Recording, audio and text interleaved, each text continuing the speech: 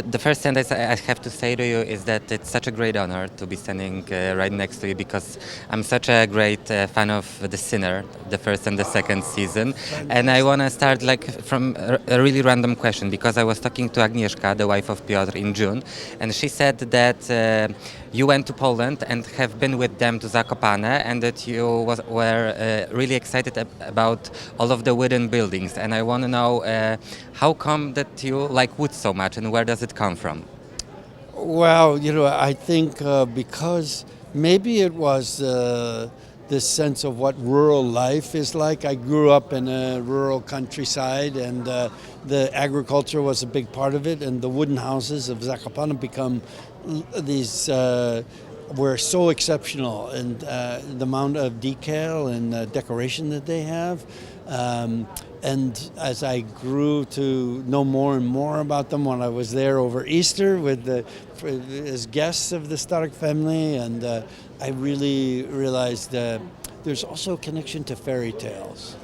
Mm-hmm. You feel like you can see how strong stories come out of this kind of tradition. Mm-hmm. And Gaimont, the mountain, and what that means to Poland, this really is, and the music, really. The mountain music. The mountain music, yeah. We got to meet Sebastian of Zakopane, and and hear some great music when I was there. And so this was really like the kind of reasons why this movie is so exceptional, having in my experience. So I suppose you spend a lot of time with Agnieszka and Piotr, and how would you describe to be surrounded by them and their creativity?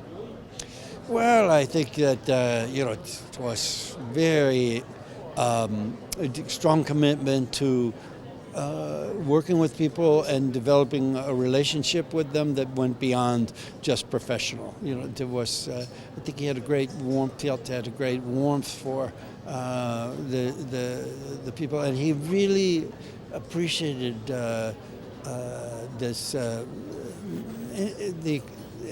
enthusiasm that I had for the project. I could feel that he was gratified, that he knew in his heart that I was glad I was here. I would give them everything I had, and this is what he gives. So we met at the same level. When you first read the script, did you know immediately that it was something big?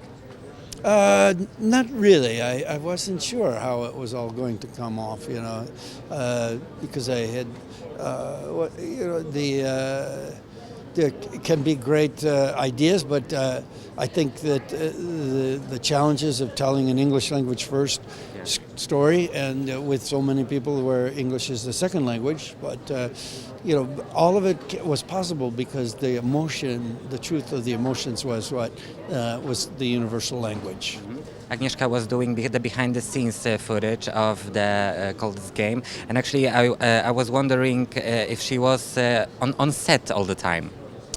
She was on set from time to time. I think she realized that, or she didn't want to disturb the process of making the movie, and so there was some times where she could, she would pick the days that was lightest in terms of the amount of work we had to do, so that we could have some time to tell the story of the making of the movie. And she was really interested in the concept of the movie. Yeah. I think she loved the Palace culture and wanted that. I think that was as the framing device for the story.